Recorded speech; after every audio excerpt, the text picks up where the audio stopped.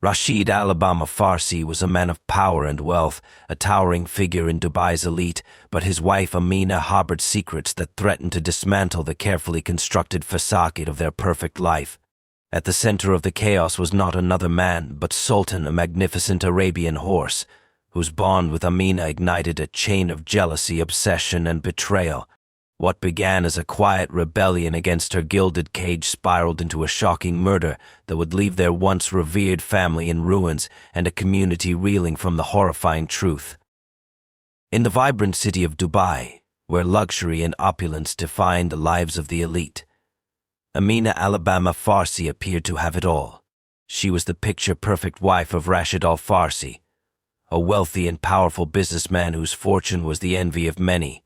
Their sprawling villa stood like a palace amidst the glittering skyline, adorned with intricate chandeliers, hand-woven Persian rugs, and priceless art. To outsiders, Amina's life seemed like a fairy tale, filled with privilege and comfort. But beneath the surface, a far different story unfolded, a story of longing, isolation, and a yearning for freedom. Amina had been married to Rashid for over a decade, a union arranged by their families to strengthen business ties. While Rashid provided for her every material need, there was little warmth in their relationship. Their conversations were brief and functional, and their lives followed a strict routine dictated by Rashid's demanding schedule. Amina found herself suffocated by the constraints of her gilded existence. She was expected to be the perfect wife, poised, elegant, and obedient, but her dreams and desires remained buried beneath layers of societal expectations. In this stifling environment, Amina discovered a rare source of joy and solace in the family's private stables. Among the prized Arabian horses, one stood out, Sultan, a magnificent stallion with a sleek black coat and piercing amber eyes. Sultan was no ordinary horse, he was a champion, celebrated for his strength and beauty. To Amina, however, he was more than just an animal, he was a symbol of freedom. Whenever she was with him, she felt a sense of liberation she couldn't find elsewhere. Amina began spending hours at the stables, brushing Sultan's coat, feeding him treats, and whispering to him as though he could understand her deepest thoughts. She had always loved horses, but her bond with Sultan grew deeper with each passing day. Riding him through the open desert became her escape from the confines of her life. The vast, endless dunes felt like a world where she could breathe freely, away from prying eyes and the judgment of others. Her frequent visits to the stable did not go unnoticed. The staff, though trained to remain discreet, began to exchange quiet glances. It was unusual for Amina to spend so much time there, especially without Rashid's company. But no one dared to question her, fearing the wrath of their employer. Rashid himself, engrossed in his business empire, seemed oblivious to his wife's growing attachment to Sultan. Or perhaps he chose to ignore it, seeing it as a harmless hobby. Yet for Amina, her connection to Sultan was anything but harmless. She began to pour all her emotions into her time with the horse. The hours she spent riding through the desert weren't just moments of escape, they became her reality, the only time she felt alive. Slowly, her life began to revolve around Sultan. She would wake up early just to be the first to see him, and her evenings were spent longing for the next opportunity to visit the stables. This secret world of hers gave her a sense of purpose, but it also planted the seeds of something far more dangerous. Amina's obsession with Sultan was not just a rebellion against her restrictive life. It was the beginning of a path that would lead her to cross boundaries she never imagined. In her pursuit of freedom and connection, Amina could not foresee the dark consequences that would follow. The golden cage she so desperately wanted to escape would soon become the stage for a tragedy no one could have predicted. Amina's life continued to revolve around her time at the stables, where she found herself drawn deeper into her bond with Sultan. The connection between her and the majestic horse had grown into something that transcended the usual relationship between a rider and her steed. To Amina, Sultan was more than an escape, he was a confidant, a source of emotional comfort, and a symbol of everything she craved but could not have in her marriage: freedom, understanding, and unconditional connection. The stable workers, accustomed to seeing Amina's frequent visits, couldn't help but notice the intensity of her attachment.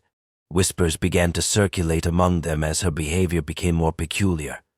She spent longer hours at the stables, often well into the evening, brushing Sultan's coat or simply sitting beside him, lost in thought. She brought him expensive treats and adorned his bridle with intricate designs as if he were royalty. Her visits began to take on a ritualistic quality, with an almost obsessive devotion that made even the most loyal workers uneasy. Rashid, meanwhile, was growing increasingly suspicious. Though he was preoccupied with his various business ventures, he had started noticing subtle changes in Amina's demeanor. She seemed more distracted, more secretive. When he asked about her day, her answers were vague and her eyes avoided his. The usually composed and reserved Amina had become fidgety and evasive, traits he had never associated with her before. Rashid was a man accustomed to control, and this shift in his wife's behavior unsettled him deeply. It wasn't long before Rashid's suspicions were fueled by rumors.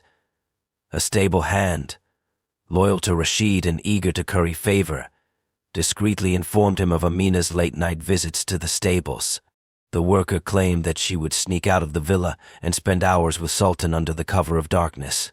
Rashid dismissed the idea at first, chalking it up to idle gossip, but the seed of doubt had been planted. He began to question everything: her long absences, her newfound energy, and the way she seemed more alive after returning from the stables. Determined to uncover the truth, Rashid began keeping a closer eye on Amina. His suspicions only deepened when he found a leather-bound journal tucked away in her dressing room. Unable to resist, he opened it, only to discover pages filled with Amina's private thoughts. As he read, his confusion turned to anger and then to disbelief. Her writings revealed an intense and emotional bond with Sultan, described in poetic and unsettling detail. Amina had written about the horse as if he were a living embodiment of freedom, power, and love, things she felt she lacked in her life with Rashid. The revelation enraged Rashid.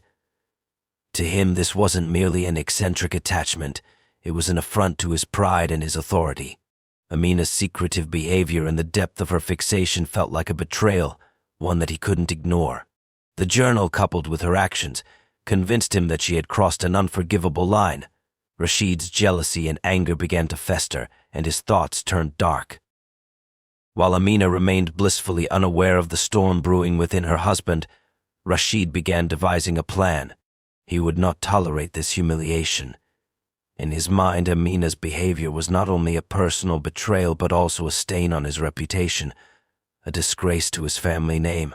As Amina continued to pour her love and devotion into Sultan, she unknowingly set the stage for a confrontation that would unravel her life in ways she could never have anticipated. Rashid, driven by fury and a desire to restore his control, was preparing to take matters into his own hands. Rashid's fury simmered beneath the surface as he worked to maintain the outward appearance of a composed and dutiful husband. Amina, oblivious to the storm brewing within him, continued her secret visits to the stables, completely unaware that her every move was now being closely monitored. Rashid's anger had turned into a calculated resolve. He needed to act decisively to reclaim his honor and bring an end to what he saw as his wife's shameful behavior. Late one evening, after Amina had left the stables and returned to the villa, Rashid made his move. He ordered his most loyal stable hand to remove Sultan from the premises. Under the cover of darkness, the horse was taken far into the desert. The stable hand was given strict instructions. Sultan was to be dealt with permanently. Rashid's mind was made up: if Sultan was the symbol of Amina's rebellion, he would destroy that symbol, erasing the source of what he believed was her betrayal. The next morning, Amina rushed to the stables as she did every day, only to find Sultan's stall empty. Panic set in as she questioned the workers, desperate to know where he was. The staff, following Rashid's orders, told her the horse had been sold to a buyer in another region. Amina was devastated. Sultan had been her sanctuary, her escape from the confines of her life. His sudden absence left her feeling hollow and powerless, trapped once again in the gilded cage she had tried so hard to break free from. But Amina wasn't ready to accept the loss. She confronted Rashid, pleading to know the truth about Sultan's disappearance. Rashid, cold and unyielding, dismissed her concerns, claiming the horse's sale was a business decision.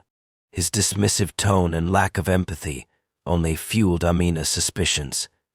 Deep down, she knew there was more to the story, but Rashid's imposing demeanor left her with no choice but to retreat in silence. As the days passed, Amina grew more restless. Her grief over Sultan's loss consumed her, and her behavior became erratic. Rashid, however, was far from sympathetic. In his mind, he had done what was necessary to restore order and protect his pride. But the situation began to spiral further out of control when Amina, overwhelmed by despair, started asking too many questions.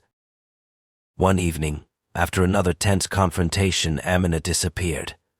Her absence was initially dismissed by Rashid, who assumed she had gone to stay with relatives or was taking time to cool off. But when hours turned into days, the household staff began to grow uneasy. A search was launched, but there was no trace of her. Rashid maintained a stoic facade, those who asked that Amina had gone away on personal matters. Behind closed doors, however, he was beginning to feel the weight of his actions. A week later, the mystery took a grim turn. A shepherd in the desert stumbled upon a shallow grave, partially unearthed by the wind. Inside was the lifeless body of a woman, her identity confirmed as Amina Al-Farsi.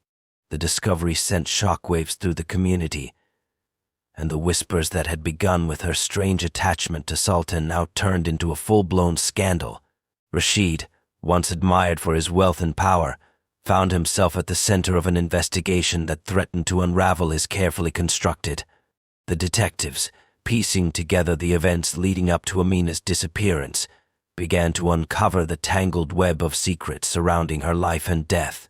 What had started as a wife's innocent search for freedom had ended in tragedy, and the truth about what had really happened was far darker than anyone could have imagined. The discovery of Amina's body in the desert sent shockwaves through the tightly knit community of Dubai's elite. What had initially appeared to be a mysterious disappearance now unraveled into a full-blown homicide investigation. The local authorities, under immense public and media pressure, launched a meticulous inquiry into her death. Rashid, as her husband and the last person known to have seen her alive, immediately became the focal point of the investigation. His composed exterior and insistence that Amina had left on her own were met with skepticism by the detectives assigned to the case. Detectives scoured the Al-Farsi estate, paying close attention to the stables where Amina had spent most of her time before her disappearance. It was here that they began to uncover unsettling clues. Among her belongings was a torn page from her journal, its contents revealing the depth of her emotional bond with Sultan and her growing unhappiness in her marriage. To the investigators, this journal wasn't just a record of Amina's thoughts. It was a glimpse into the fractured dynamics of her relationship with Rashid. Further probing revealed troubling inconsistencies in Rashid's statements. While he maintained that Amina had left the villa voluntarily, several staff members contradicted his account. Some reported hearing heated arguments between the couple in the days leading up to her disappearance. Others mentioned seeing Rashid leave the villa late at night, only to return hours later, his demeanor tense and guarded. These testimonies painted a picture of a man whose composed facade was beginning to crack under scrutiny. As the investigation deepened, detectives turned their attention to Sultan, whose sudden disappearance coincided with Amina's death. Rashid's claim that the horse had been sold to a buyer in another city quickly fell apart when no records of the sale could be found. A stable hand, initially hesitant to speak, eventually revealed a chilling account. Under Rashid's orders, Sultan had been taken far into the desert and killed. The stable hand described the act as a measure of punishment, though he claimed he had no knowledge of what exactly had provoked Rashid's wrath. The detectives now had a motive that tied Sultan's death to Amina's. They theorized that Rashid, consumed by jealousy and rage over what he saw as his wife's betrayal, had orchestrated both killings. However, they needed concrete evidence to build their case.